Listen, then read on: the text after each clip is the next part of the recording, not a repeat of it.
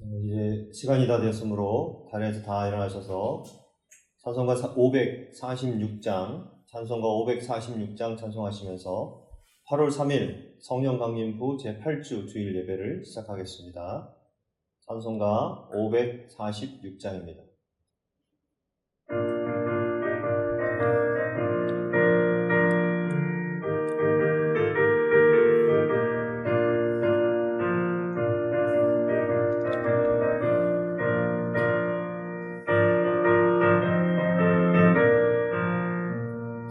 주님 약속하신 말씀 위에서 영원토록 주를 찬송하리라. 소리 높여 주께 영광 돌리며 약속 믿고 굳게 서리라. 굳게 서리 영원하신 말씀 위에 굳게 서리.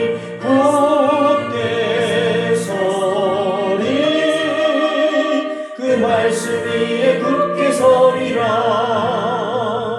주님 약속하신 말씀 위에서 세상 염려 내게 엄습할 때에 용감하게 힘써 싸워 이기며 약속 믿고 굳게 서리라. 굳게 서리 영원하신 말씀 위에 굳게 서리. 굳게 서리 그 말씀 위에 굳게 서리라.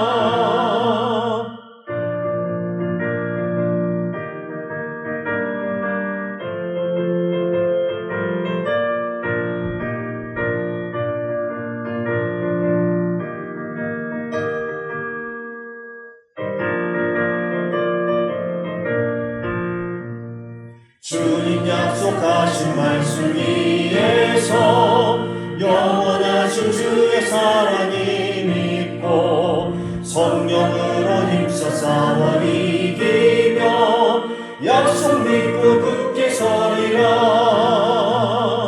굳게 서리 영원하신 말씀 위에 굳게 서리.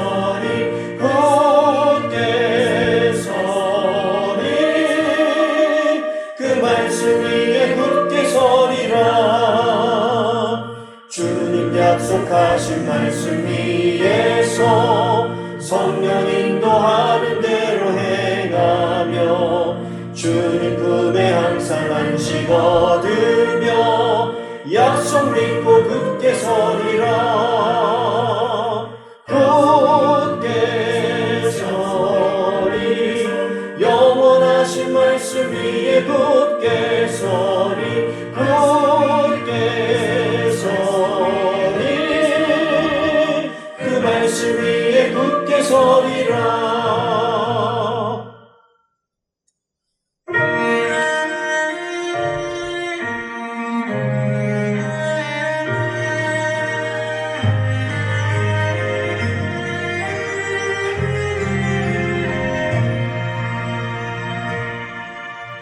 나는 하나님을 예배하는 예배자입니다. 내가 서 있는 곳 어디서나 하나님을 예배합니다. 내 영혼 거룩한 은혜를 향하여 내 마음 완전한 하나님 향하여 이곳에서 바로 이 시간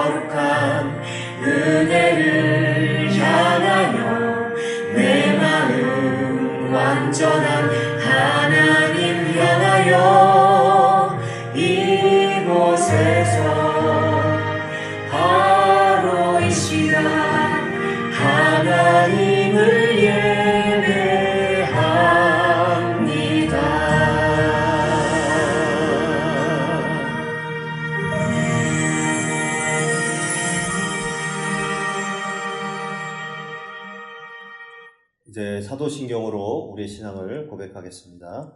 전능하사 천지를 만드신 하나님 아버지를 내가 믿사오며 그 외아들 우리 주 예수 그리스도를 믿사오니 이는 성령으로 잉태하사 동정녀 마리아에게 나시고 본디오 빌라도에게 고난을 받으사 십자가에 못 박혀 죽으시고 장사한 지 사흘 만에 죽은 자 가운데서 다시 살아나시며 하늘에 오르사 전능하신 하나님 우편에 앉아 계시다가 저리로서 산 자와 죽은 자를 심판하러 오시리라. 성령을 믿사오며 거룩한 공예와 성도가 서로 교통하는 것과 죄를 사하여 주시는 것과 몸이 다시 사는 것과 영원히 사는 것을 믿사옵나이다. 아멘.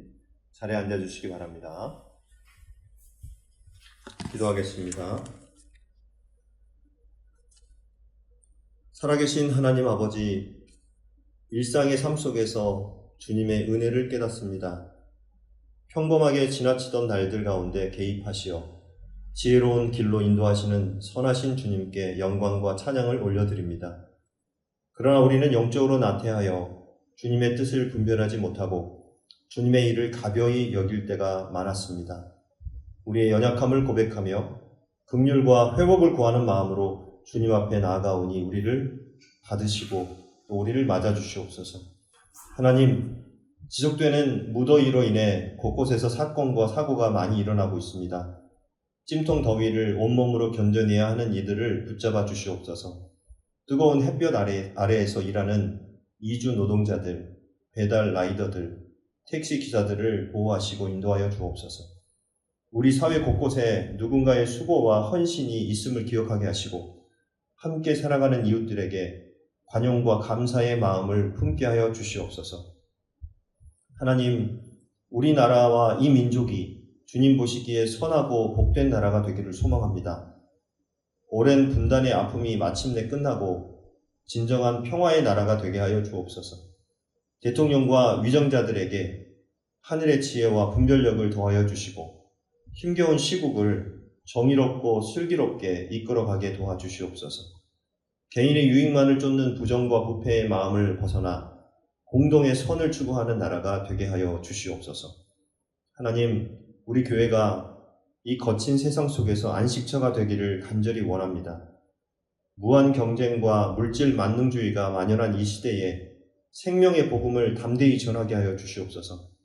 예수 그리스도를 통해 보여주신 하나님의 사랑으로 강팍하고 메마른 이 땅을 새롭게 일구게 하여 주시옵소서.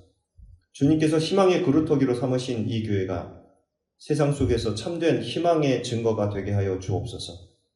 예배당에 모여 주님을 예배하는 우리가 세상 가운데에서도 진정한 예배자로 살아가기 원합니다. 주님의 사명을 감당하기에 우리는 너무나 연약합니다. 하지만 하나님께서 우리에게 힘주시고 우리를 도우시고 우리를 이끌어 주셔서 능히 주님의 사명을 이 세상 속에서 삶의 예배자로 그리고 삶으로 살아갈 수 있도록 도와주실 줄로 믿습니다. 이 시간 우리의 예배 가운데 성령께서 충만히 임재해 주시기를 간구합니다. 또 우리가 드리는 이 예배 가운데 하나님의 임재를 경험하는 하나님의 음성을 듣는 하나님을 만나는 귀한 예배가 될 수 있도록 축복하여 주시옵소서.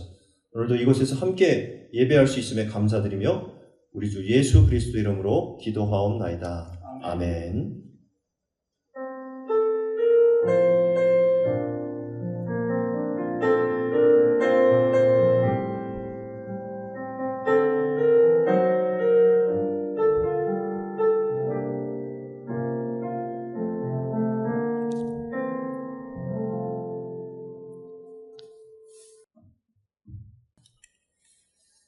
자, 오늘은 8월 3일 성령 강림 후 제8주 주일입니다. 오늘 우리에게 주신 하나님 말씀은 창세기 21장 1절에서 7절 말씀을 본문으로 하나님 말씀을 나누도록 하겠습니다. 1절부터 7절까지 제가 한 절 읽고 여러분들 한 절 읽고 이렇게 해서 교독해서 읽고 마지막 절은 같이 읽도록 하겠습니다. 여호와께서 말씀하신 대로 사라를 돌보셨고 여호와께서 말씀하신 대로 사라에게 행하셨으므로 사라가 임신하고 하나님이 말씀하신 시기가 되어 노년의 아브라함에게 아들을 낳으니 아브라함이 그에게 태어난 아들 곧 사라가 자기에게 낳은 아들을 이름하여 이삭이라 하였고 그 아들 이삭이 난 지 8일 만에 그가 하나님의 하나님이 명령하신 대로 할례를 행하였더라. 아브라함이 그의 아들 이삭이 그에게 태어날 때에 100세라. 사라가 이르되 하나님이 나를 웃게 하시니 듣는 자가 다 나와 함께 웃으리로다. 함께 읽습니다. 또 이르되 사라가 자식들을 젖먹이겠다고 누가 아브라함에게 말하였으리오마는 아브라함의 노경에 내가 아들을 낳았도다 하니라. 아멘. 자, 오늘은 창세기 강의 25번째 시간으로 창세기 21장 1절에서 7절을 본문으로 여호와께서 말씀하신 대로 라는 제목으로 하나님의 말씀을 증거하겠습니다. 자, 여러분 어떻습니까? 오늘 본문을 보니까 드디어 이제 이삭이 태어나죠. 그동안에 이삭이 태어나지 않아서 아브라함이 얼마나 많은 실수를 저질렀습니까? 그렇죠. 그 가정에 자녀가 없다 보니까 자녀를 낳으려고 막 여러 가지 하여튼 시행착오 혹은 많은 실수를 저질렀죠. 자기 아내를 누이라고 속이기도 하고 또 그리고 종으로부터 하갈이라는 종으로부터 이스마엘을 낳기도 하고 또 하나님의 약속이 이루어지지 않아서 자꾸만 자기 생각대로 자기가 뭔가 좀 만족을 얻으려고 그렇게 실수를 많이 저질렀어요. 우리는 이 창세기 21장을 읽고 있으면은 사실 여러분들이 다 아는 내용입니다. 왜? 아브라함이 이삭을 낳았다. 사라가 아브라함에게 이삭을 낳았다. 이 이야기는 너무나 단순하고 명료한 그러한 이미 사람들이 다 알고 있는 그런 얘기잖아요. 그래서 너무나 단순한 얘기로 이렇게 우리가 넘겨버릴 수 있단 말이죠. 그런데 창세기 11장 30절에 보면 성경은 이렇게 선언하고 있어요. 우리가 그동안에 이제 본문을 보면서 이 내용에 대해서는 살펴보지 않았습니다. 이제 오늘 쓰려고 오늘 봅시다.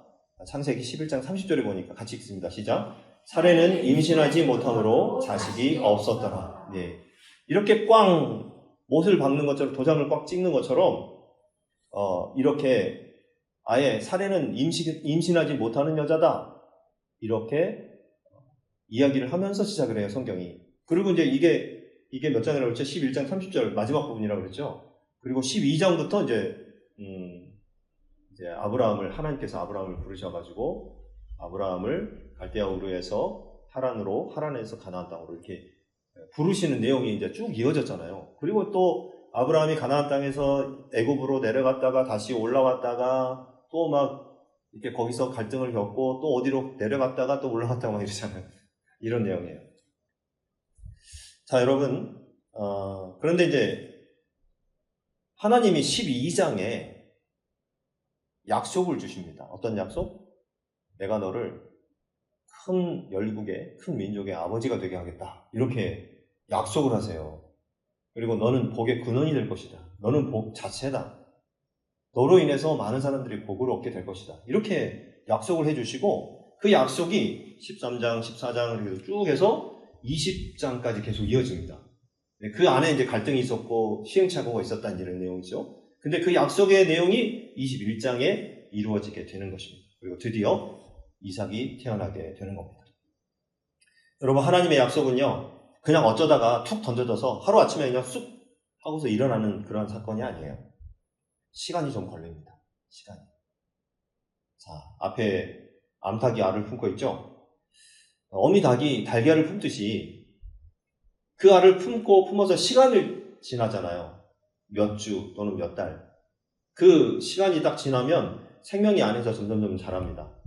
그 유정란, 그 안에 있는 그 생명이 자라요. 그리고 어떻게 됩니까? 그 생명이 이제 완성돼가지고 나갈 때가 되잖아요. 그러면 그냥 그 병아리가 그 안에서 쑥 나옵니까? 아니에요. 병아리가 이렇게 자기 그 부리로 톡톡톡톡 이렇게 깨뜨립니다. 거기 안에서. 그래서 자기가 나갈 준비가 됐다는 거예요. 엄마 이제 나 나갈 때가 됐어요. 톡톡톡톡 하면은 그때 이 암탉이 부리로 또 밖에서 이렇게 톡톡톡 알 껍질을 깨가지고 같이 이루어져요. 그래서 결국은 병아리가 이제 탄생되는 그런 과정이 있는 겁니다. 이처럼 우리가 하나님의 말씀을 품고 있을 때, 그 언약의 말씀을 우리가 품을 때 점점점 우리 안에서 자라는 거예요. 하루아침에 뭔가 이루어지는 게 뚝딱 이렇게 이루어지는 게 아니라 자라서 그리고 시간이 되면 그때 뭔가 사건이 이루어지든지 하나님의 뜻이 이루어진다. 이런 거예요. 우리는 창세기 21장에 이 이삭이 태어났다라는 내용만 보고 되게 좋아합니다. 야, 이삭이 드디어 태어났네. 정말 신기하다. 아니, 어떻게 90세 된 할머니가 아들을 낳았지? 이렇게 지금 생각을 해요. 근데 사실은 우리가 창세기를 1장부터 쭉 봐왔잖아요. 11장에 아까 뭐라고 그랬어요? 사례는 아이를 못 낳는 여자다. 이렇게 못 받고 있다고 그랬죠. 그런 선언이 딱 주어지고 나서 12장에 어떻게 돼요? 아브라함에게 언약이 주어진다 이 말이에요. 그리고 하나하나 하나님이 그 언약을 이루어 가시는 과정이 뭐냐? 그 과정을 우리에게 보여주는 내용이 20장까지의 내용이었다라는 겁니다. 여러분, 신앙이란 이런 과정이에요. 신앙이란 하나님이 주신 말씀이 점점점 무르익어가고 열매를 맺는 그런 과정이다. 이런 거예요.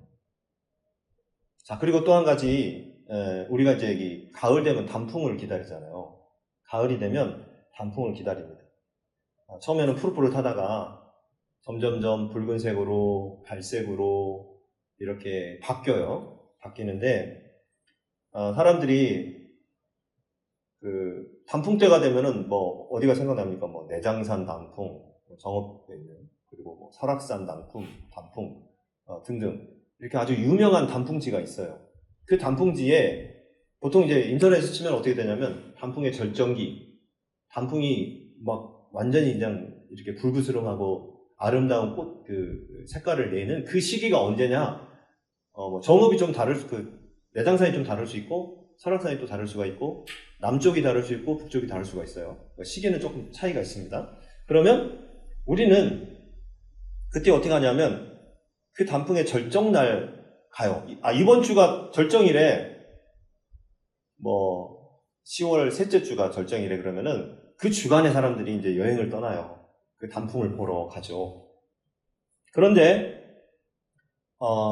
가서 보고 나서 와 좋다, 너무 멋지다. 그러고서는 어떻게 해요?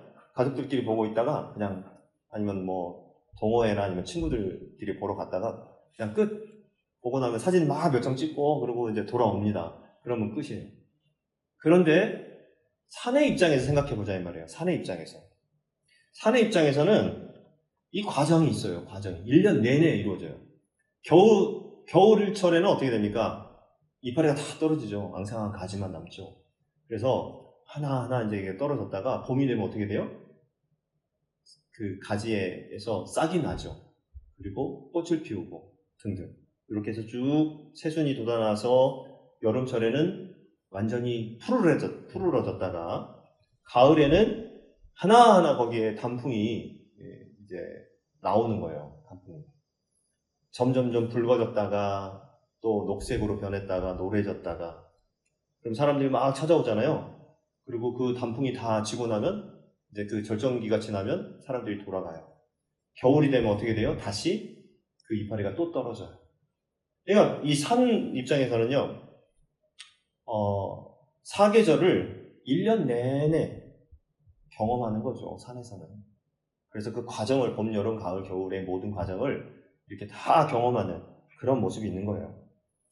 우리가 볼 때는 잠깐 그 단풍 절정기에만 잠깐 보고 오겠지만은 하나님께서는 1년 내내 그 단풍을 준비하기 위해서 그 산에 사계절 그리고 모든 자연의 그 하나님의 섭리를 그 산이 홀로 누리게 하신다. 이런 내용입니다. 자, 여러분 마찬가지로 이삭은 그냥 태어난 게 아니에요. 오늘 말씀은 이렇게 증거합니다. 한번 빨간 색깔 읽어보실래요? 시작. 여호와께서 말씀하신 대로. 그렇죠. 하나님께서 여호와께서 말씀하지 않으셨다면 아무 일도 일어나지 않았다는 얘기예요.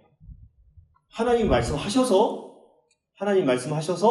사라를 돌보셨고 여호와 하나님께서 말씀하셔서 사라에게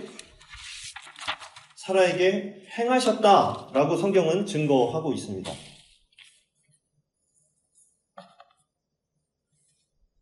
이게 다 하나님 말씀대로 행해진 그런 사건이었다. 그리고 2절에 보시면은 사라가 임신하고 하나님이 말씀하신 시기가 되어 노년의 아브라함에게 아들을 낳으니 라고 되어 있어요.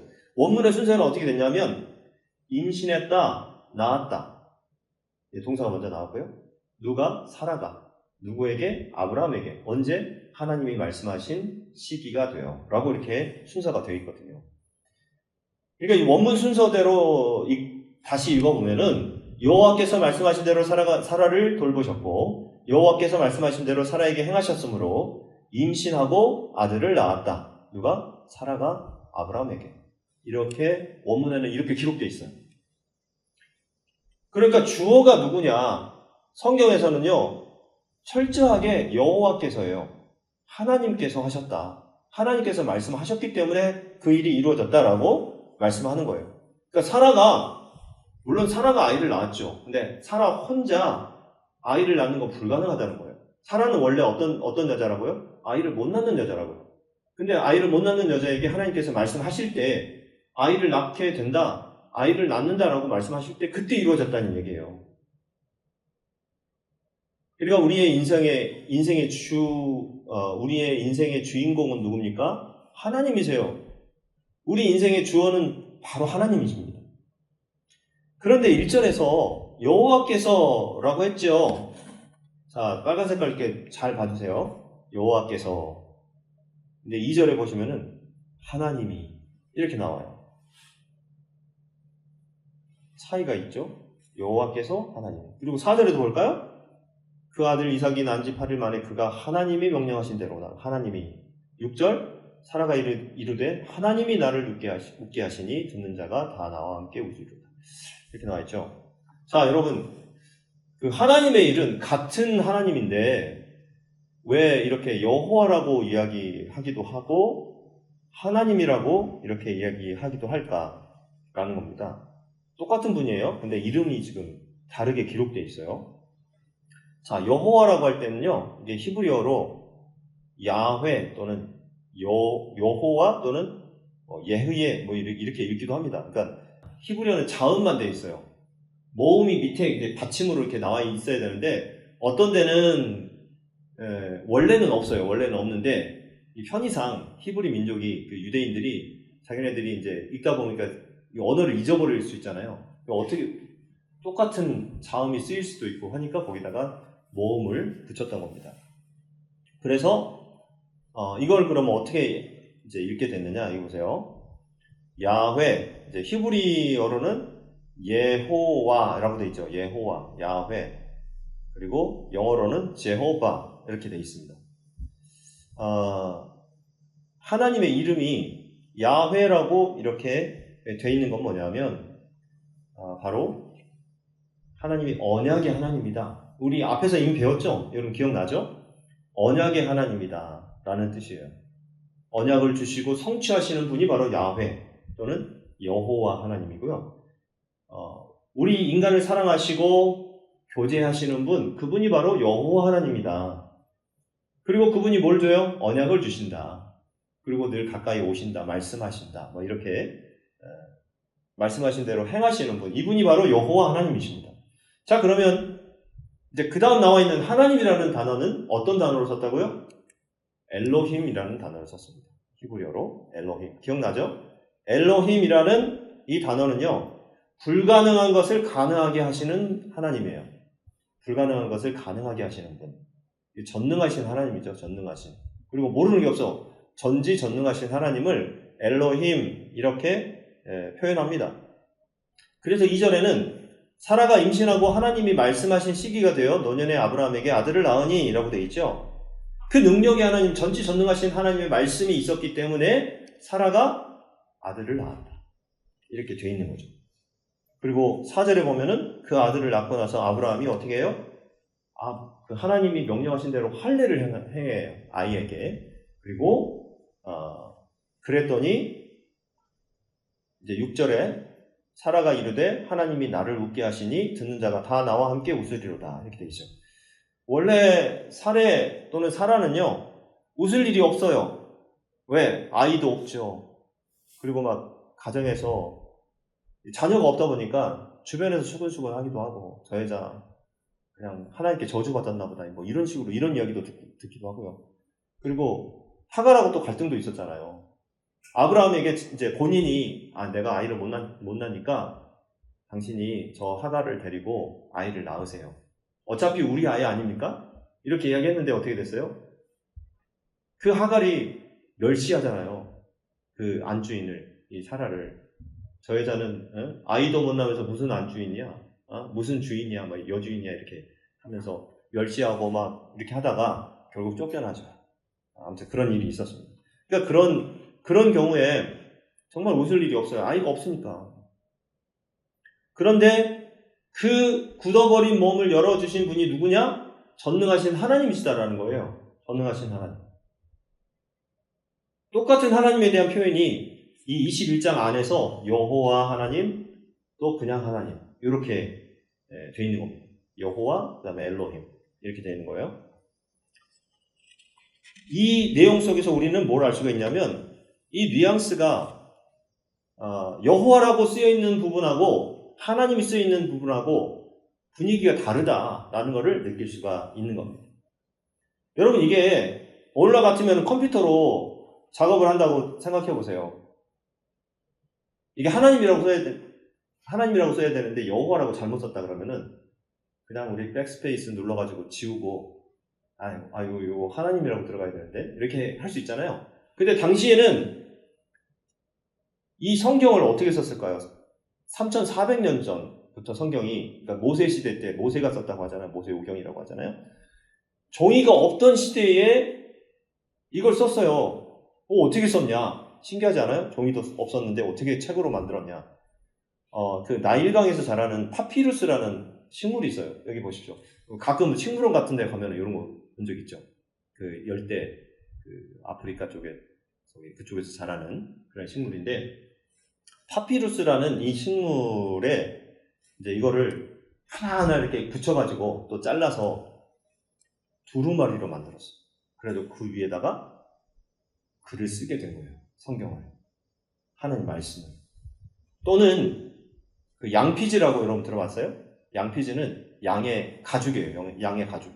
그러니까 양이 이제 가죽이 벗겨져서 거기다가 안에다가 글을 쓰게 된 거예요.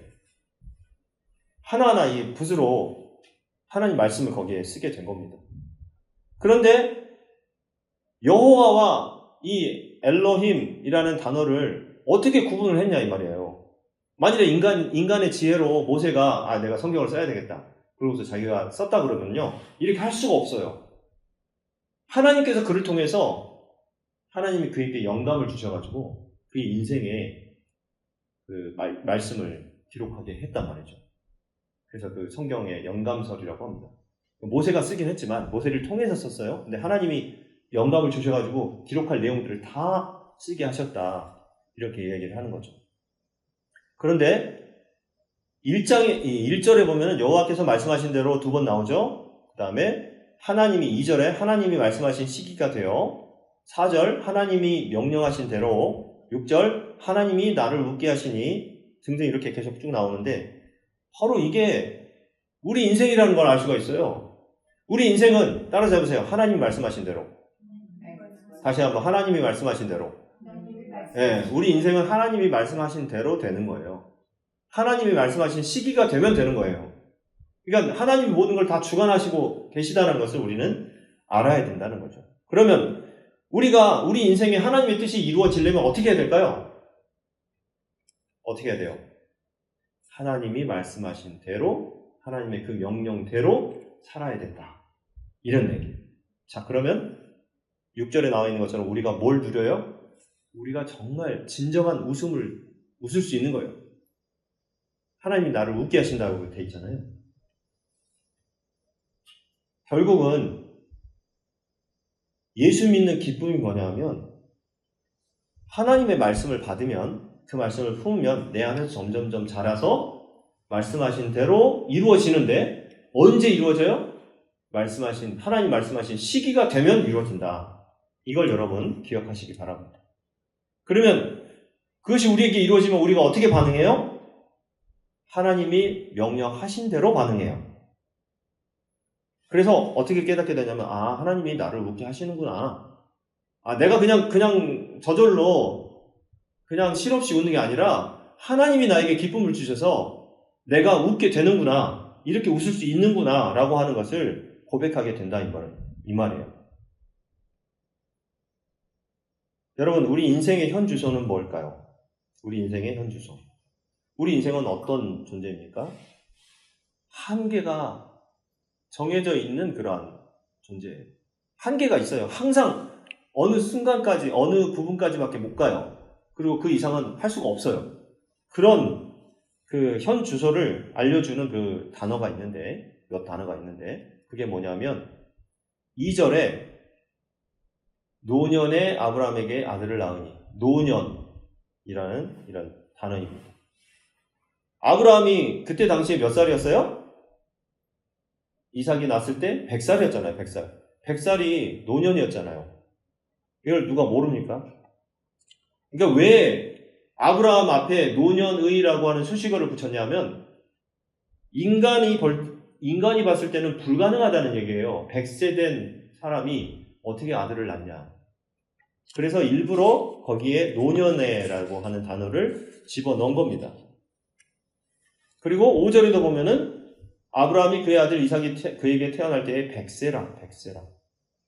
노년이 100세였다. 정확하게 그의 나이를 여기 기재하고 있고요.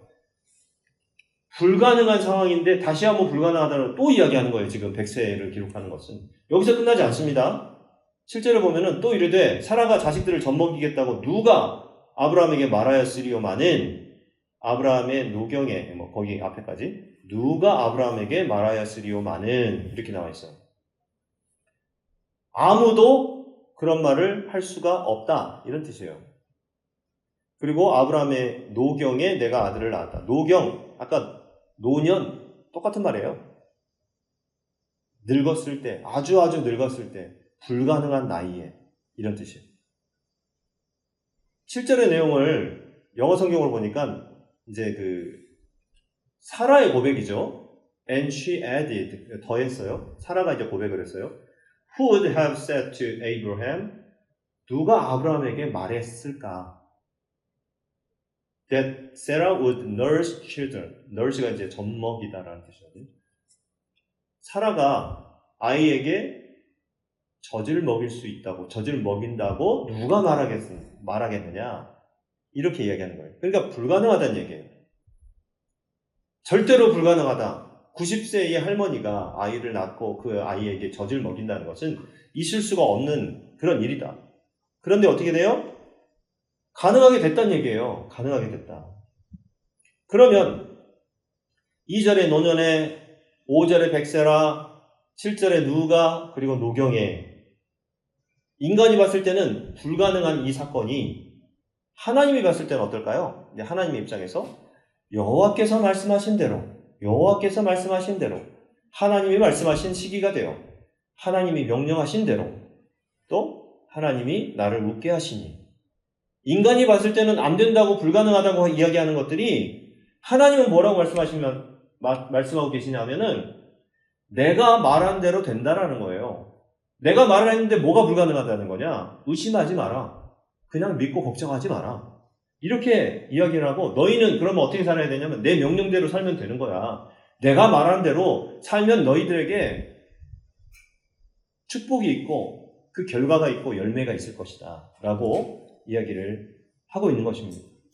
여러분 이것을 믿으시기 바랍니다. 하나님에게는 불가능이 없어요. 그러니까 여호와 하나님이죠. 그리고 엘로힘 하나님이죠. 하나님은 우리를 사랑하시고 우리에게 언약을 주시는 분이시기도 하고 그것을 성취시키는 분이기도 하지만 모든 것을 가능케 하시고 모든 것을 모르는 게 없고 우리의 모든 삶의 주관자가 되시고 주인이 되시는 그런 하나님이시라는 것을 우리는 믿어야 됩니다. 제가 저번에 설교 내용 중에 하나님을 믿는 자체가 축복이고 하나님을 믿는 자체가 천국이다 라고 말씀드렸죠. 우리가 하나님을 믿으면서 이곳에서 천국을 누리지 못하면 진짜 천국에 이제 우리가 죽어서 우리 영원히 들어갈 그 천국에 가면은 별로 재미가 없을 것 같아요. 왜? 여기서 경험도 안 해봤거든요. 그러면 천국에 진짜 올라가면은 되게 생소할 것 같아요. 하지만 이곳에서 하나님을 경험하고 하나님 안에서 축복을 누리고 이곳에서 천국을 누리면서 살고 야 이게 바로 천국이구나 라고 느끼고 천국에 가면은 생소하지 않잖아요. 그렇죠? 그런 겁니다. 여러분, 그 하나님의 말씀이 내 안에서 익어가는 과정이 바로 우리의 신앙생활이다라고 말씀드렸죠. 내 안에서 익어가면서 우리는 천국을 누리는 거예요. 천국을 경험하고 살아가는 거예요. 과정을 누리는 것보다 더 좋은 게 없습니다. 만일에 과정을 누리지 못한다고 한다면 여러분들은 되게 불편할 것 같아요, 마음이. 되게 그리고 당황스러워. 그런 거죠. 어찌어찌 해결이 되고 열매 맺는 것도 좋지만 그 과정이 우리에게 찾아오지 않으면 우리는 너무나 좀 불안하고요. 또 불안정해요. 여러분, 이 말씀은 언제 이루어지는 겁니까? 말씀이 사라가 이삭을 낳았더라 하면서 이 말씀이 이루어진 걸까요? 아니에요. 하나님이 아브라함에게 12장에서 너에게 자녀가 있을 것이다. 그리고 또 너는 곡의 근원이 될 것이다. 너는 열국의 아버지가 될 것이다. 많은 민족의 아버지가 될 것이다. 라고 했을 때 그때 이루어진 거예요. 점점점 이루어지고 있었어요. 그 과정을 아브라함이 경험한 거죠. 그리고 결국은 어떻게 됐어요? 아들을 낳았어요. 왜 그럴까? 하나님의 말씀은 여러분 다바르라는 단어 기억나세요? 다바르. 기억나시나 모르겠네. 말씀을 다바르라고 하는데 이 말씀의 뜻이 사건이라는 뜻이에요. 똑같아요. 그러니까 말씀은 곧 사건이다. 다바르라는 단어를 씁니다. 그러니까 이 다바르라고 하는 이 단어, 즉 하나님의 말씀은 말씀하신 그대로 이루어진다 이 말이에요.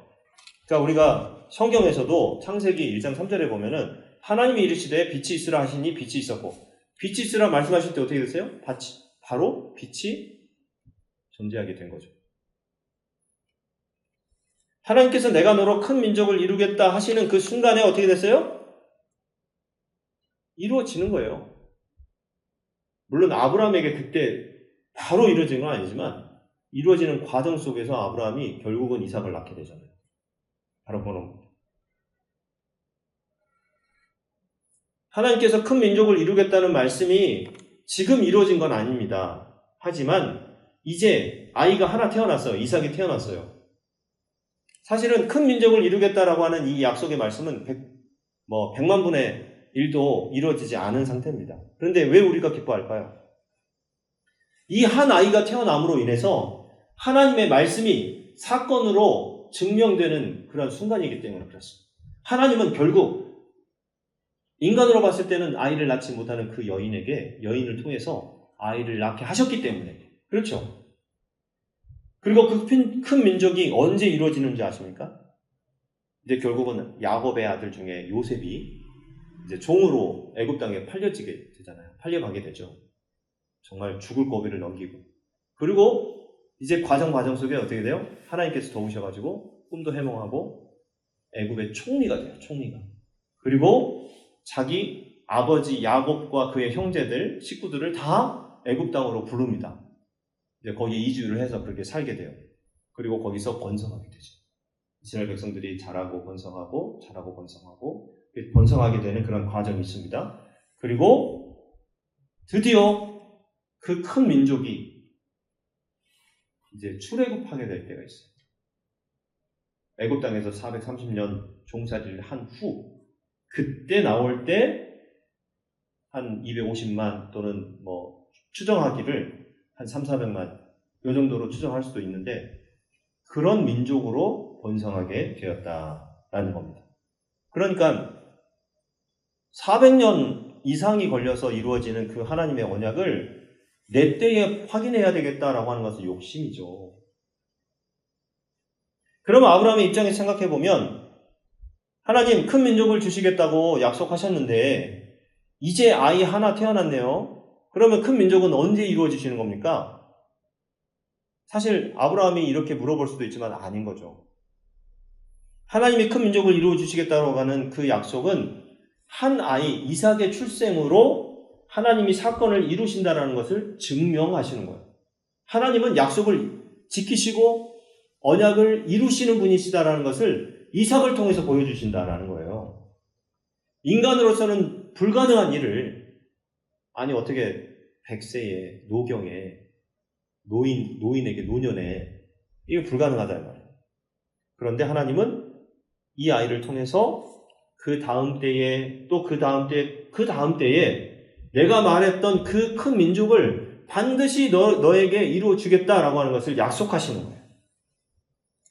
그래서 2절이 굉장히 중요합니다. 우리 같이 한번 읽겠습니다. 사라가 임신하고 하나님이 말씀하신 시기가 되어 노년에 아브라함에게 아들을 낳으니. 네, 이게 중요한 거예요. 하나님이 말씀하신 시기가 되면 그것이 이루어지게 되는 것입니다. 우리는 그 시기를 기다리지 못해요. 하나님 지금 당장 이루어주세요. 하나님 지금 당장 우리에게 좀 내 눈앞에서 보게 해주세요 라고 이야기를 하지만 하나님 뭐라고 말씀하시냐면 내가 말한 시기가 되면 그게 이루어진다. 기다려라. 반드시 이루어질 거니까 걱정하지 말고 약속을 믿고 기다려라 말씀하고 계십니다. 그럼 우리가 중요한 것은 뭐냐면 우리는 말씀 안에 거해야 된다는 거예요. 여러분 말씀 안에 거하시기 바랍니다. 예, 우리가 깨닫고 있는 이 말씀 안에 거해야 된단 말이에요. 우리가 그 말씀 안에 거하고 그 말씀을 내 마음에 품으면 반드시 하나님이 말씀하신 대로 반드시 하나님이 말씀하신 시기에 그것이 이루어진다는 것을 믿으시기 바랍니다. 4절 그 아들 이삭이 난 지 8일 만에 그가 하나님이 명령하신 대로 할례를 행하였더라. 이렇게 되어 있죠. 성경에서 할례를 행했다라고 하는 말은 굳이 기록할 필요가 없어요. 왜냐하면 그 당시에 유대인들이 아이를 낳으면 모두 다 행하던 일이거든요. 아이를 8일 만에 할례를 행했어요. 그러니까 우리가 보통 아이가 똥을 싸서 기저귀를 갈았다. 뭐 이런 얘기 안 하잖아요. 성경에 그런 거 기록할 필요가 없죠. 아이에게 젖을 먹였다. 아니 뭐 이런 거 쓸 필요가 없잖아요. 당연한 거니까. 할례를 행했다라고 하는 것도 사실은 당연한 얘기입니다. 근데 왜 안 적어도 되는 걸 왜 적었냐? 그래요. 왜냐하면 하나님이 명령하신 대로 하나님 명령하셨으니까 하나님 명령하셔서 할례를 행했다 이 말이에요. 하나님이 명령하신 대로 말씀하신 대로 하나님이 행하시는 거죠. 하나님은 본인이 말씀하신 그대로 행하는 겁니다. 신실하신 하나님이죠. 약속을 지키시는 하나님이시죠. 그러면 하나님만 행하시고 우리는 그냥 가만히 있으면 될까요? 하나님 주시는 거 그냥 누리면서 그냥 뭐 감 떨어지면 받아먹고 뭐 이게 아니죠. 하나님은 말씀하신 대로 본인이 말씀하신 대로 행하시고 우리는 하나님이 명령하신 대로 살아야 된다. 하나님의 말씀대로 살아야 된다 이 말이죠. 할례라고 하는 것을 왜 8일 만에 했을까? 그 이유를 아세요 혹시? 왜 8일 만에 했을까? 이런 의미가 있습니다. 하나님은 천지창조를 며칠 만에 하셨어요? 보통 6일 만이라고 하죠. 7일 동안 하신 거예요. 왜냐하면 안식까지 포함해서요. 7일 동안 하나님은 천지창조를 창조를 하셨어요. 그러니까 7이라는 숫자는 창조의 기간이에요. 그러면 7일이 끝난 8일은 뭐냐면 따라서 해보세요. 재창조의 기간. 다시 한번 재창조의 기간. 그렇죠. 하나님이 우리 인간을 지으셨어요. 그런데 인간이 인간으로 지음받아서 8일 만에 이제 우리 인간은 재창조가 되는데 하나님의 말씀 안에서 재창조가 되는 거예요. 하나님의 것으로 하나님의 소유로 재창조가 되는 것입니다. 하나님이 그의 숨에 불어넣어 주신 인간이 그걸로 끝난 게 아니라 이제 나는 하나님의 진짜 숨, 하나님이 주시는 그 말씀, 하나님의 음성을 따라 살겠습니다. 라고 재창조되는 날, 그것을 결단하는 날이 바로 제8일째인 거예요.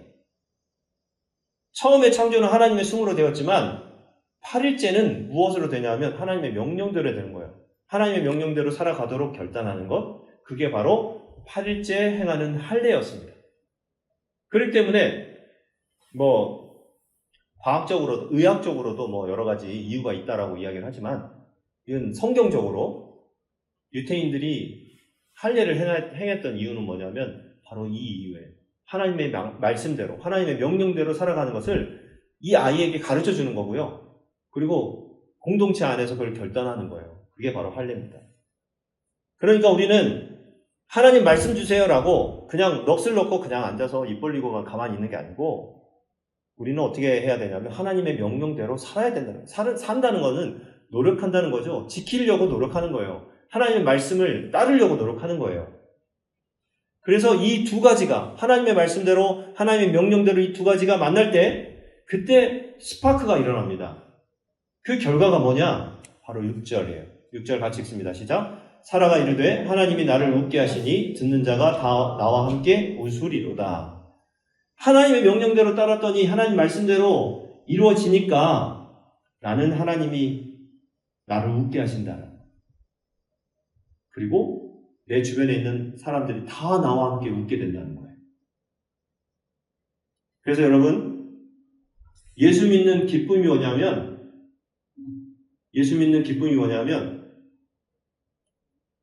이웃과 함께 즐거워하는 거예요. 이웃과 함께. 여러분, 주일날 우리가 이제 교회에 나와서 하나님 말씀도 듣고 예배를 드리고 그러는데 나 혼자 말씀 듣고 내 마음에 새기고 또는 막 그 메모에다가 메모하고 아싸 오늘은 이 말씀을 받았어. 그래 하나님이 이 말씀을 깨닫게 해서 하면서 혼자 은혜 받는 게 아니라 그걸로 끝나면 안 되고요. 오늘 내가 만나는 가족들에게 그걸 전해야 돼요. 내가 만나는 친구들에게 전해야 되고요. 내가 아는 지인들에게 그걸 전해야 돼요. 내 이웃들에게 내가 받은 은혜를, 내가 받은 말씀을 전하는 것이 그게 바로 우리가 해야 될 일입니다. 그게 바로 하나님의 명령대로 사는 거예요. 하나님이 나를 웃게 하시니 듣는 자가 다 나와 함께 웃으리로다. 진짜 기쁨을, 예수 복음을, 하나님의 말씀을 사람들이 듣고 그걸 통해서 웃고 기뻐하고 또 정말 행복을 누리고 이걸 우리가 해야 된다는 거예요. 여러분, 하나님이 말씀하시면 이미 이루어진 줄로 믿으시기 바랍니다. 하나님 말씀은 이미 이루어졌어요. 여러분, 우리 성경이 어떻게 우리 손에까지 왔을까요? 수천 년 전, 길게는 아까 이야기했지만 3,400년 전에 기록됐거나 또는 최신에 이제 기록된 건 한 2,000년 전이라고 이야기를 하죠. 이 성경이 어떻게 우리 손에 왔을까요? 하나님이 언약하신 말씀이 그대로 성취되었기 때문이에요. 하나라도 성취가 안 됐다고 생각해보세요. 그러면 폐기가 됐겠죠. 그거 믿을 수가 없어요. 하나님 말씀을. 그죠? 성경을 믿을 수가 없으니까 사람들이 읽지도 않을 거고 좀 거짓말이야. 아니 좀 뭐 오류가 있어. 이렇게 해가지고 성경을 안 읽었을 겁니다. 하지만 우리의 수많은 신앙의 선배들이 이걸 경험했어요. 아, 말씀대로 되는구나. 말씀대로 성취가 되는구나. 이걸 경험하게 됐다는 얘기예요. 그러니까 어떻게 살아야 돼요? 하나님 명령대로 살아야지라고 결단하면서 이 말씀을 그대로 간직하고 이 말씀을 계속 전승하게 된 거예요. 그래서 우리의 손에 지금 오게 된 겁니다. 그렇다면 우리는 이제 뭘 해야 될까요? 우리의 삶으로 우리 자녀들에게 그리고 우리 가족들에게 우리 이웃들에게 하나님 말씀을 증명해야 돼요.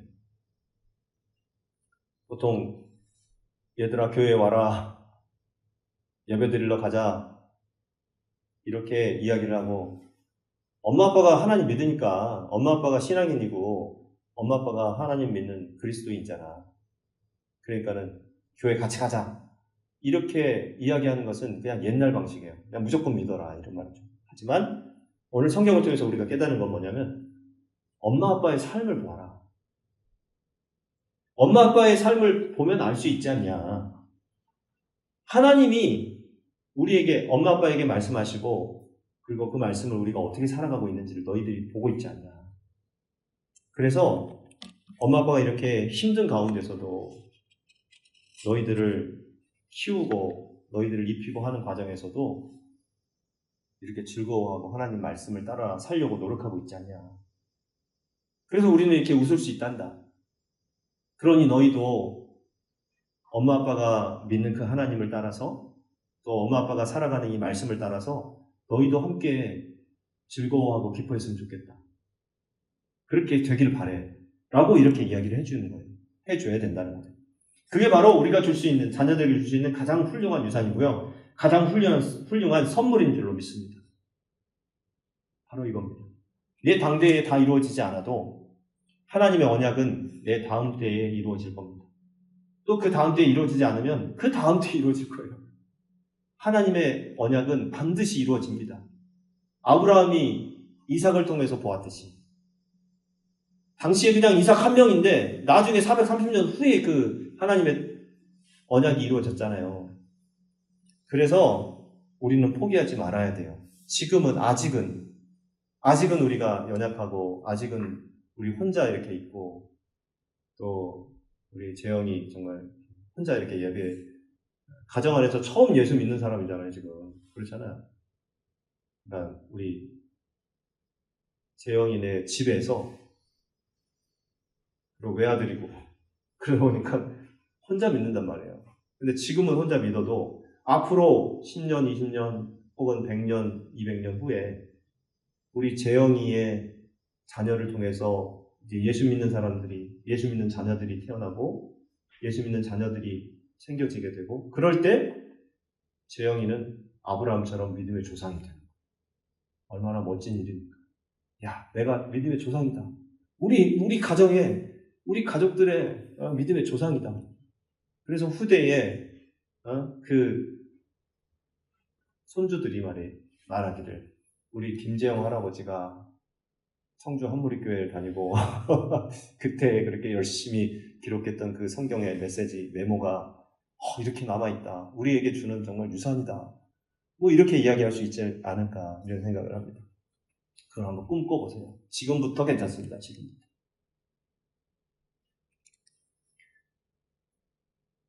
여러분 우리는 하나님이 앞으로 일하실 것을 기대하면서 소망해야 됩니다. 그리고 기뻐해야 됩니다.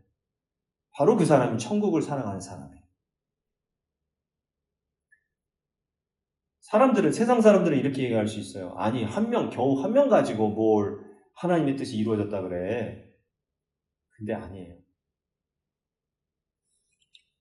아마도 사람들은 이렇게 얘기할 수 있어요. 아니, 한 명이 아니라 하나님이 사라에게 아이를 낳게 하실 때 한 3쌍둥이 정도 나올 수 있었는지 모르겠지만 2쌍둥이 또는 3쌍둥이를 그냥 아들만 이렇게 낳게 하든지 아니면 시간이 지나면서 줄줄이 아이를 한 20명, 30명 낳든지 죽을 때까지 아이를 쭉 낳게 하든지 한 2년에 한 번씩 또는 이렇게 아이를 낳게 하든지 이런 얘기를 할 수 있잖아요. 근데 여러분 한 명이면 충분해요. 그 한 명이 어떻게 되냐면 마태복음 1장 2절에 보면은 읽어보세요. 아브라함이 이삭을 낳고 이삭은 야곱을 낳고 야곱은 유다와 그의 형제들을 낳고 이게 이어진다니까요. 아브라함이 낳은 그 이삭이 야곱에서 야곱 쌍둥이를 낳죠. 그 다음에 야곱이 유다와 12명의 자녀를 낳잖아요. 그래서 12지파, 이스라엘의 12지파가 생겨나게 된 거예요. 그래서 막 급속도로 그 민족이 막 번성하게 된 거죠. 여러분 그 하나님의 역사가 한 명 때문에 어떻게 바뀌게 됐는지 우리는 성경을 통해서 이미 알고 있습니다. 여러분도 그 변화를 기대하시기 바랍니다. 그 기대를 우리의 삶으로 옮겨오시기 바랍니다. 하나님이 나 하나를 통해서 어떤 일을 행하실 것인가? 또 내 자녀를 통해서 어떤 일을 행하실 것인가? 그걸 기대하는 마음으로 그 언약의 성취를 기대하는 마음으로 내 삶 속에서 하나님의 말씀대로 살고 하나님의 말씀을 명령을 따라서 살아가는 저와 여러분들 되시기를 주의 이름으로 축원합니다. 아멘. 자, 우리 기도 좀 깁니다만은 같이 읽어보도록 할게요. 시작. 하나님, 여호와께서 말씀하신 대로 사라를 돌보셨고 여호와께서 말씀하신 대로 사라에게 행하셨으므로 하나님이 명령하신 시기가 되어 이삭을 낳았습니다. 하나님, 저희도 이러한 하나님의 말씀이 우리에게 다가와 말씀이 부딪혀 말씀이 잉태한 하나님의 사랑이 우리에게 그대로 이루어지고 말씀이 출산하여 우리의 삶이 하나님 안에 새로워지는 복을 누리게 하여 주시옵소서. 오늘 우리가 붙잡은 이 말씀이 나의 말씀이 되고 그 말씀대로 이루시는 하나님을 경험하며 그 하나님과 함께 웃으며 우리 모두 함께 웃는 우리 모두가 되게 하여 주시옵소서. 아멘. 자, 오늘 결단의 찬양은 주님 말씀하시면 말씀대로 명령대로 행하고 순종하겠다 그런 결단을 담아서 함께 찬양하고 결단의 기도를 드리겠습니다.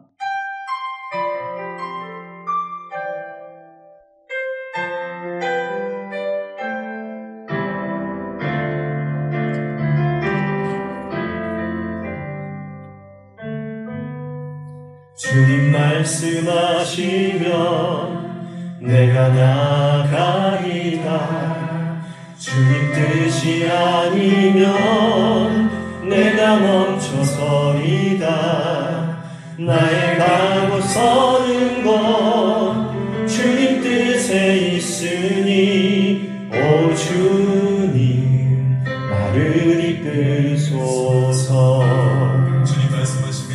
주님 말씀하시면 내가 나가리라. 주님 뜻이 아니면 내가 멈춰서리다. 나의 가고 서는 것 주님 뜻에 있으니 오 주님 나를 이끌소서. 뜻하신 그곳에 나 있기 원합니다. 이끄시는 대로 순종하며 살리니 연약한 내 영혼 통하여 일하소서.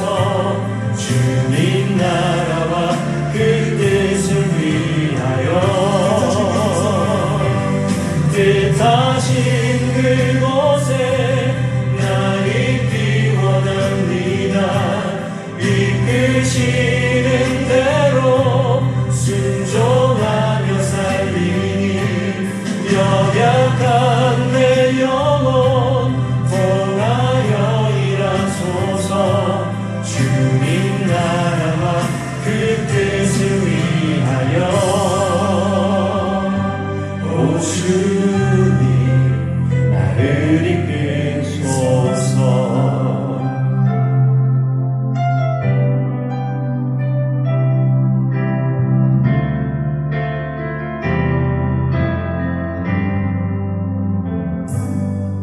주님 말씀하시면 내가 나가리라.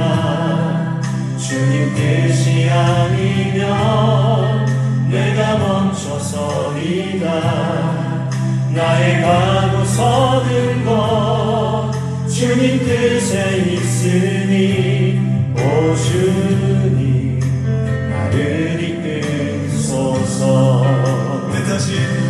뜻하신 그곳에 나 있기 원합니다.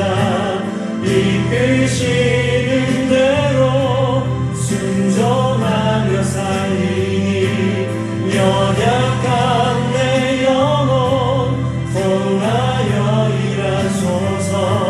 주님 나라와 그 뜻을 위하여 뜻하신 그곳에 나 있기 원합니다. 이끄시는 대로 순종하며 살리니 연약한 내 영혼 통하여 일하소서. 주님 나라와 그 뜻을 위하여 오 주님 나를 이끌소서. 오 주님 나를 이끌소서. 자, 오늘 말씀을 생각하면서 우리 다 함께 결단의 기도를 드리도록 하겠습니다. 기도하겠습니다. 하나님 감사합니다. 우리에게 아브라함을 통해서 이삭이 탄생되고 또 사라에게 말씀하신 대로 하나님께서 말씀하신 그대로 사라에게 이루어주신 것을 우리가 보았습니다. 아버지, 우리도 하나님의 말씀이 우리에게 다가와서 말씀이 부딪혀서 말씀이 잉태한 하나님의 사랑이 우리에게 그대로 이루어지게 하시고 말씀이 출산하여 우리의 삶이 하나님 안에서 새로워지는 복을 누리게 하여 주시옵소서. 아버지 하나님, 약속의 말씀 우리 때만 아니라 우리 다음 때에 더욱더 확실하게 이루어질 줄로 믿습니다. 우리 자녀들에게 이 말씀을 증거하며 그들을 말씀의 삶으로 추대하는 우리 모두가 되게 하여 주시옵소서. 하나님의 말씀을 통해서 이루어지는 그 변화를 기대하게 도와주시옵소서. 그 변화를 우리의 삶으로 옮겨오게 하여 주옵소서. 하나님이 나를 통해서 어떤 일을 행하실 것인지, 우리를 통해서 어떤 일을 행하실 것인지, 우리 한국의 교회를 통해서 어떤 일을 이루어질 것인지를 기대하며 믿음으로 나아가는 우리 모두가 되게 하여 주시옵소서. 그래서 하나님, 우리가 하나님의 역사하심을 기대하며 소망하며 우리 가족과 함께 웃게 하시고, 우리 성도들과 함께 웃게 하시고, 우리 이웃과 함께 웃을 수 있는 그런 우리 모두가 되게 하시고, 그런 축복을 누릴 수 있도록 도와주시옵소서. 아버지 하나님, 우리 하나님 말씀에 순종하며 믿음으로 살아가는 우리 모두가 되게 하여 주시옵소서. 역사하시고 도와주시옵소서.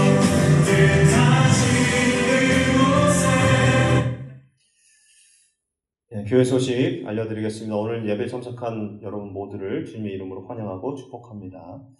2025년 우리 청주 한무리교회의 영적 부흥을 위해서 기도해 주시고, 우리 한음이 위해서, 그리고 한결이 위해서, 또 다인이, 다은이, 그리고 우리 은결이를 위해서 여러분 기도해 주시기 바랍니다.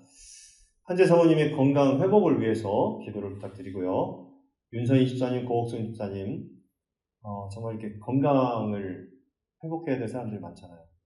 우리 교회 여러분들 이제 지금 우리 우암동에서 예배한 지도 벌써 3년이 지났는데, 이렇게 여러분들 속에서 기도 제목들 이렇게 계속 매주마다 던질 때, 여러분 삶 속에 살아가면서, 그 집사님, 또 그 사모님, 건강 위해서 기도해야 되겠다. 아침에 기도문 읽으면서 같이 기도해 주시기 바라고요. 우리 재영이와 성원이 믿음과 직장생활을 위해서 기도를 부탁드립니다. 쉐마 글로벌 학교가 하나님 말씀 위에 굳건히 설 수 있도록 여러분 기도해 주시고요.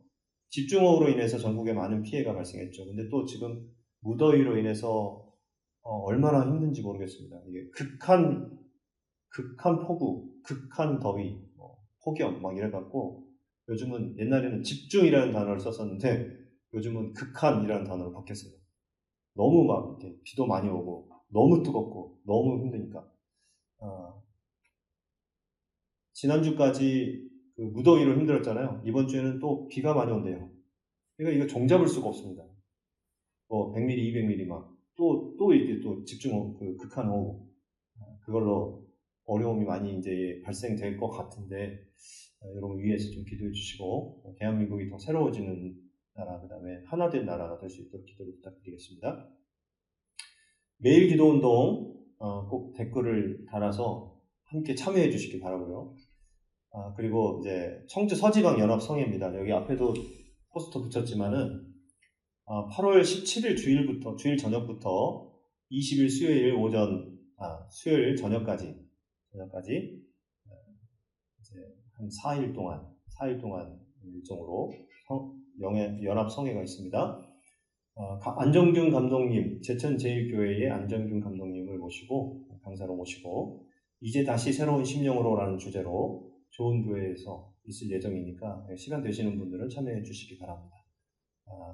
이렇게 순서지도 있고, 제가 왜 이제 광고를 이렇게 하냐면, 제가 선교부 총무로서 주관하는 그 대표이기 때문에 이 일을 위해서 막 한 몇 달 동안 준비를 했어요. 그래서 진행부에서 준비를 하고, 또 참여할 수 있는 분들을 독려하기 위해서 이렇게 광고를 했고요. 여러분들 시간 되시는 분들 가서 말씀으로 은혜 받고 말씀 안에서 충만해질 수 있는 그런 시간이 되길 바랍니다.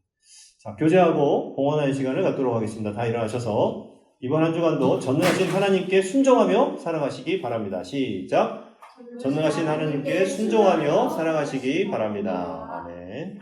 자, 우리 찬양 부르고 봉헌하고 축도로 예배를 마치겠습니다.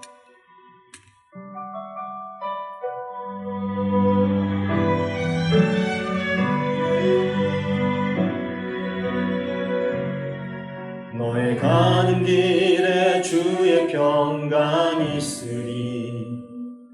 평강의 왕 함께 가시니 걸음 걸음 주 인도하시리 주의 강한 손 널 이끄시리 너의 가는 길에 주의 축복 있으리 영광의 왕 함께 가시니 내가 밟는 모든 땅 주님 다스리니 너는 주의 길 예비케 되리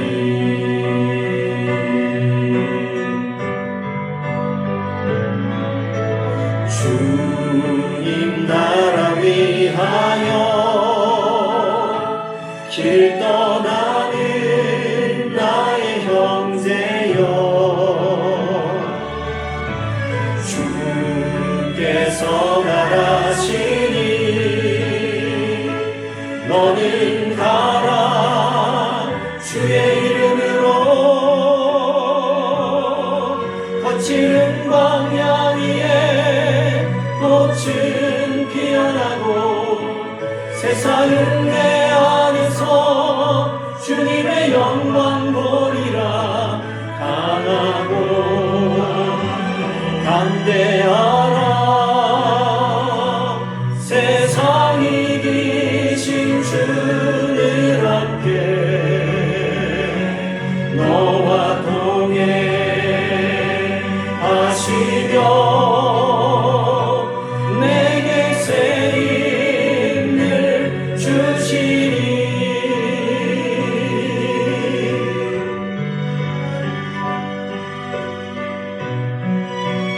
주님 나라 위하여 길 떠나는 나의 형제여 주님 나라 위하여 길 떠나는 나의 형제여 주께서 말하시니 너는 가라 주의 이름으로 거칠은 광야 위에 꽃은 피어나고 세상은 내 안에서 주님의 영광 보리라 강하고 담대하라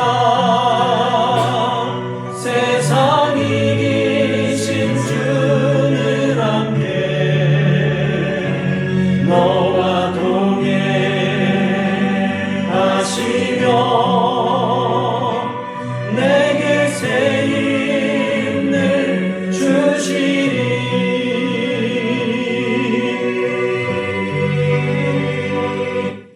드려진 예물을 위해서 봉헌 기도하고 축도로 예배를 마치겠습니다.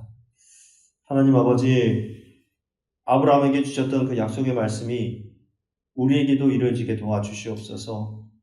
이 약속의 말씀이 우리 때만이 아니라 우리 다음 대에 더욱더 확실하게 이루어질 줄 믿습니다. 또 우리 자녀들에게 이 말씀을 증거하며 그들을 말씀의 삶으로 초대하는 우리 모두가 되게 하여 주시옵소서. 하나님 앞에 우리의 마음과 정성을 다하여 또 우리의 생명까지 담아서 예물을 드립니다. 하나님 기쁘게 받아주시옵소서. 이 물질이 영원 구원을 위해 사용될 뿐 아니라 우리의 생명을 다하는 그날까지 이 땅에서 하나님 맡겨주신 사명을 다하여 하나님의 마음에 꼭 드는 사람들 다 될 수 있도록 우리를 사용하여 주시옵소서. 이제는 우리 구주 예수 그리스도의 크신 은혜와 하나님 아버지의 극진하신 사랑하심과 성령님의 감화감동 역사 충만 내주하심이 여호와께서 말씀하신 대로 사라를 돌보셨고 여호와께서 말씀하신 대로 사라에게 행하셨으며 하나님이 말씀하신 시기가 되어 이삭을 낳게 하시는 전능하시며 신실하신 하나님의 말씀에 순종하며 살아가기를 소망하고 결단하며 헌신하는 하나님의 백성들 머리머리 위에와 그들의 가정과 자녀와 생업 위에 주님께서 핏값으로 사신 그리스도의 몸된 교회 위에와 지금도 자신의 생명을 다해 주님의 복음을 증거하고 있는 선교사들 위에 이제로부터 영원토록 함께하옵시기를 간절히 축원하옵나이다. 아멘.